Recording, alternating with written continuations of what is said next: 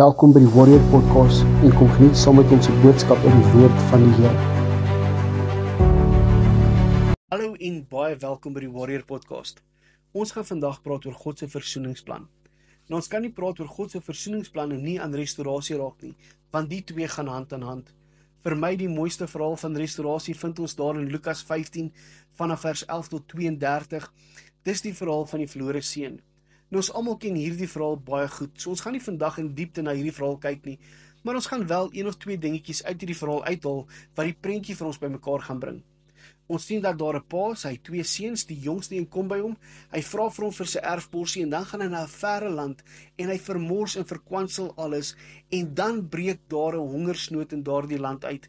En hierdie seun bevind hom met groot behoefte, met groot honger, sonder enige heenkome. Hy bevind hom in 'n varkhok waar selfs die pele wat die varke eet vir hom aanloklik lyk. En hy dink by homself, hoe goed het die diensknegte in sy pa se huis dit nie? Daar is altyd genoeg brood om te eet. Hy gaan terug aan huis toe vir sy pa, sê hy het voor God en voor pa gesondig. Ek is nie werd om pa se seun genoem te word nie. Maak my net 'n dienskneg in pa se huis. En dan sien ons die fokus van hierdie storie verander. Vanaf die seun na die pa, en dis goed dat dit gebeur. Want hier by die pa is waar restaurasie plaasvind. Ons sien dat hierdie seun wil huis toe gaan, nie met die gedagte om te restoreer nie, maar om te oorleef. Maar by die pa gaan daar restaurasie plaasvind. Ons sien dat die pa het elke dag uitgekyk met die hoop dat sy seun sou terugkeer. En elke dag was daar niks. En hierdie oggend toe hy uitkyk met daardie hoop dat sy seun sou terugkeer, sien hy hom in die verte aankom en die woord sê, hy hardloop hom tegemoet. En toe hy by hom kom, voordat hierdie seun kan aframmel wat hy vir hom wil sê, roep die pa dienskneg en sê, bring vir hierdie seun vir my 'n boekleed, want hy's weg en ons het hom gevind. Hy was dood en hy lewe weer. Hoekom was die boekleed so belangrik? In daardie tyd het die kleed of jou boekleed presies gesê wie en wat jy is en waar jy inpas in die samelewing. Ek weet nie of julle vir Bartimeus kan onthou nie, blinde Bartimeus daar in Jerigo, toe Jesus verby Jerigo sou kom, hoor Bartimeus dat daar 'n rumoer is en hy vra die mense wat hier aangaan en die mense sê vir hom dat Jesus gaan hier verbykom en Bartimeus skree uit, seun van Dawid, wees my barmhartig. En die mense maak hom stil en hy skree harder uit, seun van Dawid, wees my barmhartig. Nou daar is altyd iets aan 'n desperate hart wat God se aandag sal trek. Onthou die vrou wat in bloedvloei gelei het, as ek maar net aan sy soem kan raak. Daar is iets aan 'n desperate hart. Dis tyd dat ek en jy desperaat raak vir God en vir die dinge van God. En ons sien dat Bartimeus se desperaatheid trek Jesus se aandag en Jesus sê, laat hom kom. Die mense sê vir hom, maak gou, hy roep jou, en op daardie oomblik gooi Bartimeus sy boekleed af. Hoekom het hy die boekleed afgegooi? Want hy het 'n bedelaarskleed aangehad en hy het besluit, hy gaan nie vandag voor sy wonderwerk staan as 'n bedelaar nie. En daarom sê die pa, bring vir hom 'n boekleed, sodat die mense kan sien dat hy die seun is van 'n ryk man. En dan sê hy, sit skoene aan sy voete. En dis ook belangrik, want in daardie tyd het net slawe en diensknegte nie skoene gedra nie. Die seun van 'n ryk man sy skoene aan sy voete gehad het. Die skoene aan die voete sê vir die seun, hoorie, jy is 'n seun van 'n ryk man. En dan kom die belangrikste, die ring. Hoekom is die ring so belangrik? Want dit het die familieseël ingehaat. Die oomblik toe hy daai ring aan sy vinger sit, was die restaurasie volbring. Want hy het vir hom gesê, jy het 'n plek waar jy behoort. Maak nie saak wat jy gedoen het nie. Maak nie saak hoe sleg dit was nie. Maak nie saak hoe sleg jy gedink jy dit is nie. Maak nie saak hoe skuldig jy voel nie. Jy het 'n plek aan my tafel. Nie as 'n dienskneg nie, maar as 'n seun. En dan sê hy, gaan slag die vetgemaakte kalf. En die verhouding is gerestoreer. Daar is nog so 'n verhaal in die Bybel wat 'n pa alles in sy vermoë gedoen het om die verhouding met sy seun te restoreer. En ons lees dit daar in Genesis 2, reg in die begin van Genesis, en ek wil dit graag vir julle lees vandag. Genesis 1 van vers 26 tot 27, en ek lees in die 53 vertaling. En God het gesê, laat ons mens maak, na ons beeld, na ons gelykenis, en laat hulle heers oor die visse van die see, oor die voëls van die hemel, die vee en oor al die diere wat op die aarde kruip, En God het die mens geskape, na sy beeld, na die beeld van God het hy hulle geskape, man en vrou het hy hulle geskape. Kom ons gaan kyk bietjie vandag na die skepping. Elke keer wat God geskep het, het hy gesê, laat dit wees, en dit was so. Hy het gesê, laat daar lig wees, en daar was lig. Hy het gesê, laat die water skei, en dit het geskei. Hy het gesê, laat daar sterre in die hemel wees, en dit was so. Want God het nie gepraat vir kommunikasie nie, God het gepraat om te skep. Daar was skepingskrag in sy mond. So toe dit kom by die mens, doen God iets heeltemal buite sy karakter vir wat ons hier lees. Hy sê nie, laat daar mens wees nie, en hy kon net gesê, laat daar mens wees, en dit sou so gewees het. Maar die woord sê, nee, hy maak sy hande vuil. Kom ons lees dit, daar in Genesis 2 vers 7. Ek lees weer uit die 53 vertaling. En die Here God het die mens gevorm uit die stof van die aarde, en in sy neus die asem van die lewe geblaas.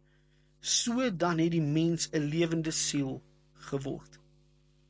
God ag my en jou so spesiaal, dat hy nie net sê, laat die mens daar wees is nie. Die woord sê, hy het ons gevorm met sy eie hande, en in ons neuse ietsie van homself geblaas. Hoekom soveel moeite toe dit kom by die mens? Want dit gaan oor verhouding.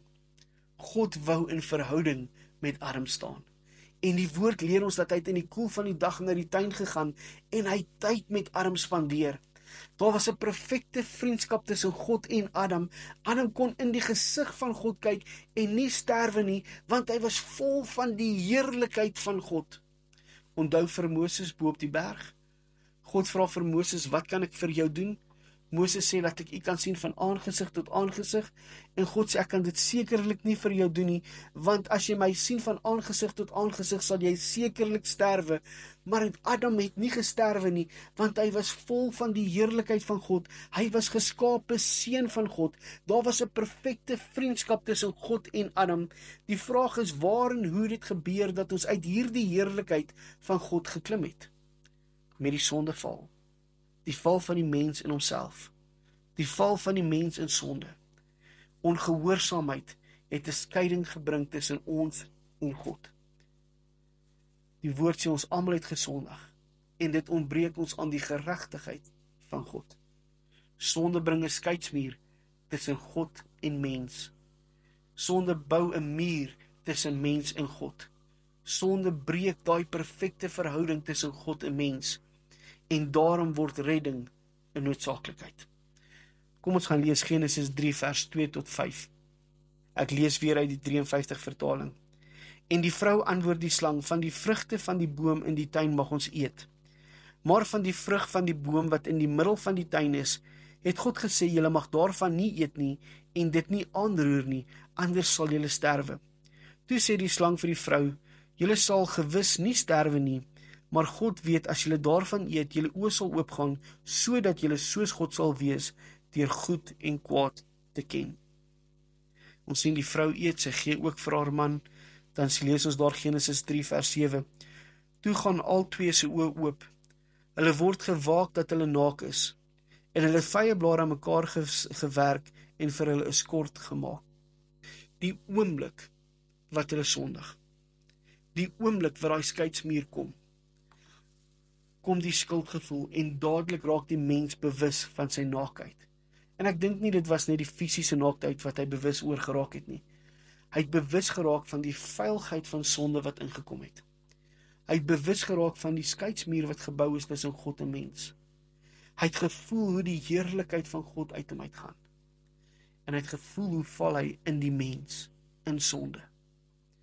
En daarom word redding 'n noodsaaklikheid. En die woord redding meen om te restoreer, om heel te maak.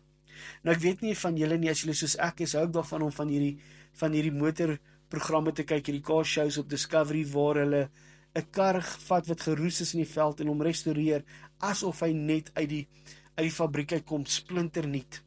Nou ek en jy kan nie iets restoreer na iets anders te toe nie. Ons kan iets net restoreer na die oorspronklike stand toe. As ons iets beter maak, is dit 'n rebuild, dis nie 'n restaurasie nie. 'n Restaurasie is om die verhouding te herstel na die oorspronklike stand. Die woord redding meen om te restoreer. So wat wil God doen? God se reddingsplan, God se verlossingsplan was om die verhouding tussen God en mens te restoreer na die oorspronklike stand en daarom Jesus Christus. Daarom die kruis van Jesus. Daarom die bloed van Jesus, nie net om ons sondes te bedek nie, maar om ons sondes weg te was, om die skeidsmuur tussen God en mens af te breek. Die woord praat van die eerste Adam en die laaste Adam. Die woord Adam meen om 'n geslag voor te bring. Die eerste Adam het misluk en geval in sonde en 'n skeidsmuur gebou tussen God en mens. Die laaste Adam, Jesus, het geen sonde gehad nie. Hy was die perfekte die perfekte paaslam van God om hierdie skeidsmuur tussen God en mens af te breek. En sy bloed het nie net ons sondes bedek nie, maar sy bloed het ons sondes weggewas. Die woord sê hy het op die kruis gehang en gesê dis volbring. Nou daardie woord volbring meen telelestai, wat meen die skuld is ten volle betaal, die vonnis is ten volle uitgedien. Jou skuld is ten volle betaal, jou vonnis is ten volle uitgedien deur die bloed van Jesus Christus. Ek wil vir julle lees Lukas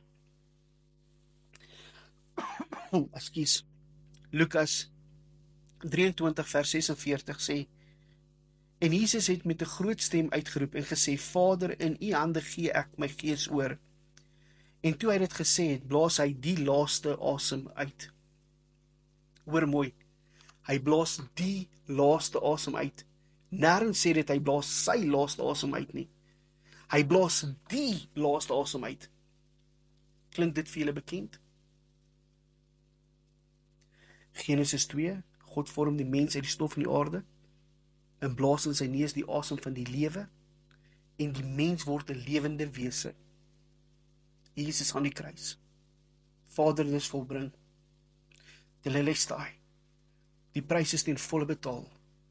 Die vonnis is ten volle betaal. En hy blaas die laaste asem uit.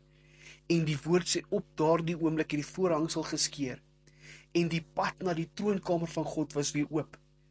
Die verhouding, net soos in Lukas 11 of Lukas 15, is weer gerestoreer.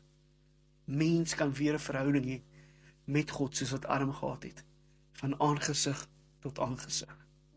As jy vanaand of vandag na my woord luister of na hierdie video kyk, en jy het nie 'n verhouding met die Here nie, en jy het gehoor wat se moeite God gedoen het om hierdie verhouding te herstel, hoe spesiaal God jou geag het om met jou 'n verhouding te hê, dat hy niks terughou het nie, want die woord sê, want so lief het God die wêreld gehad, dat hy sy enige gebore seun gegee het, sodat elkeen wat in hom glo nie verlore mag gaan nie, maar die ewige lewe kan hê. Hy het dit gedoen vir jou. Wil ek jou vra om op hierdie geleentheid nou op jou knieë te gaan en sê, Here, ek nooi U in as persoonlike verlosser en saligmaker. Here, ek gee my lewe oor. Here, ek is 'n sondaar. Here, ek kom vandag terug soos daai verlore seun en ek vra, Here, vergewe my. Gee my nog 'n kans. Here, dankie dat U die verhouding gerestoreer het. Here, dankie. Dankie vir Jesus Christus. Dankie vir die bloed van Jesus. Dankie vir die kruisdood. Dankie dat my sonde las weggevat is. Dankie dat my prys deur Jesus Christus ten volle betaal is. Mag julle 'n mooi dag hê en mag julle elke oomblik bewus wees van die teenwoordigheid van God. Geniet die dag.